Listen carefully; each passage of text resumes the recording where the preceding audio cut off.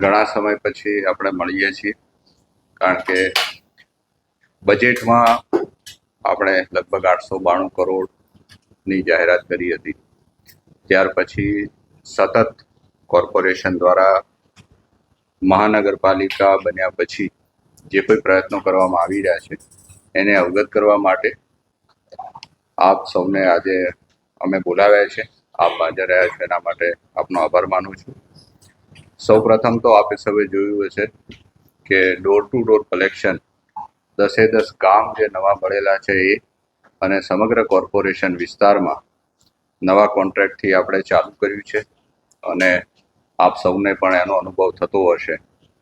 સફાઈ માટે પણ આપણે સારા પ્રયત્નો કર્યા છે અને તમામની મદદથી શહેરીજનો પણ હવે ખૂબ ઉત્સાહપૂર્વક અમને સપોર્ટ કરી રહ્યા છે, એટલે આપણે શહેરમાં પણ એક સ્વચ્છતાનું ધોરણ ખાસું બધું ઊંચું લઈ ગયા છીએ.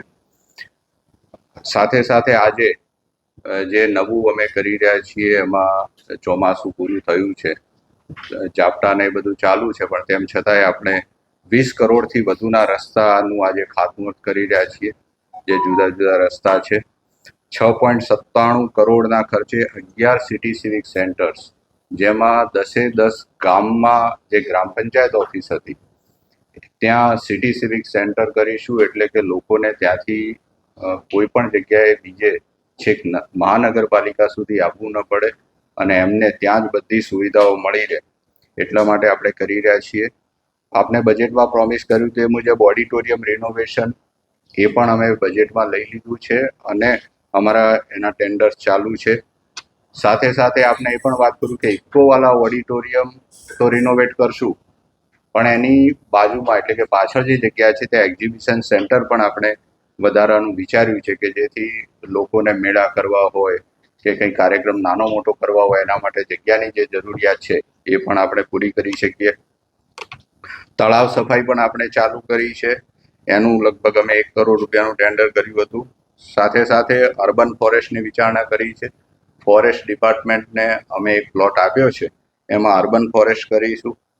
હાલમાં મરીડા બાગોળ રોડનું ગટર કામ પૂર્ણ થયું છે, એટલે જિલ્લા પંચાયત સાથે અને વહીવટદાર સાહેબે પણ સૂચના આપી છે કે આવતા અઠવાડિયામાં ત્યાં પણ રોડનું કામ ચાલુ થઈ જશે. સાથે સાથે કશીભાઈ પાર્ક ખાતે આપણે હાઈકોર્ટની સૂચના મુજબ જે 46 દુકાનદારો હતા એમના માટે કોમર્શિયલ કોમ્પ્લેક્સ પણ કરી રહ્યા છીએ ટેમ્પરરી. ફાયરના સાધનોમાં પણ આપને જણાવતા મને આનંદ થાય કે રાજ્ય સરકાર દ્વારા ટેન્ડર કરવામાં આવ્યું છે, એમાં આપણને 2 મિની ફાયર ટેન્ડર મળશે, 2 મિની બ્રાઉઝર મળશે, એક મોટું ગજરાજ 20 KLનું મળશે અને એક મિની વોટર કમ ફોર્મ ટેન્ડર મળશે. અમે પ્રોમિસ કર્યું તો એ મુજબ આપ જાણો છો એમ સિટી બસ સેવા આપણે GSRTC સાથે ચાલુ કરી છે અને બહુ સફળતાપૂર્વક એ ચાલી રહી છે.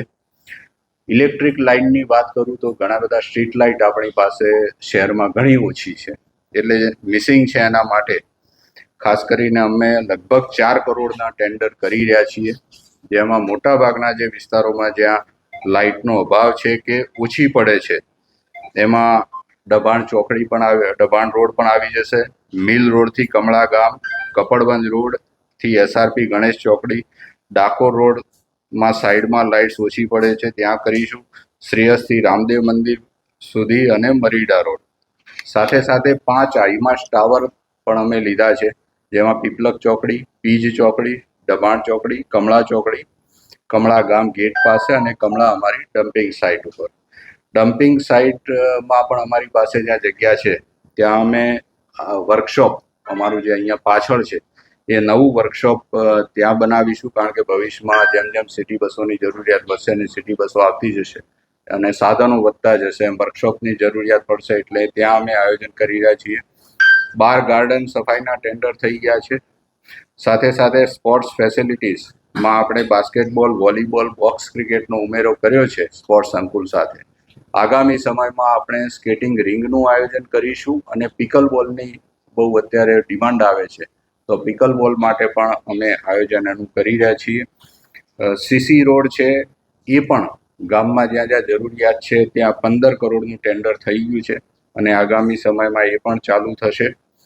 સ્ટોર્મ વોટર માટે 64 કરોડની જે દરખાસ્ત છે એ આપણી લગભગ આખરી મંજૂરી તબક્કામાં છે એવું શહેરી વિકાસ વિભાગ દ્વારા આપણને કહેવામાં આવ્યું છે. એ પણ ઝડપથી થશે. એ ઉપરાંત 20 કરોડની ડ્રેનેજ લાઈનો અલગ અલગ જે સુધારવાની છે અને જ્યાં નથી એની મિસિંગ લિંક આપવાની છે, એના માટે પણ અમે ટેન્ડર કરેલા છે.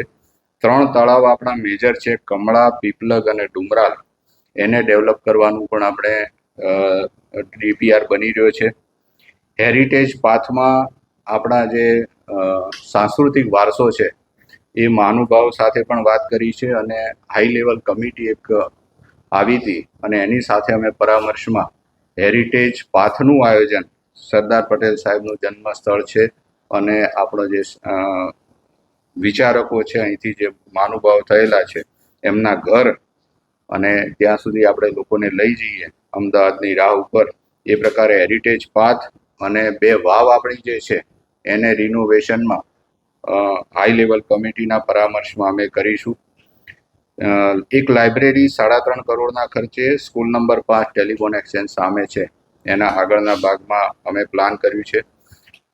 વેજીટેબલ માર્કેટ માટે ખોડિયાર ગરનાળાથી આગળ જે જગ્યા છે ત્યાં નવું શાક માર્કેટ માટે વ્યવસ્થા ઊભી કરી રહ્યા છીએ. 16 અમારી જે ડિજિટલ આંગણવાડી છે એને અમે પસંદ કરી છે કે જેને અપગ્રેડ કરીશું, આંગણવાડીને સારું સ્વરૂપ આપશું અને એક સ્કૂલમાં રોબોટિક લેબ આ વર્ષે ઊભી થાય એ પ્રકારે અમારી ડીપીઆર પ્રિપેરેશન ચાલુ છે.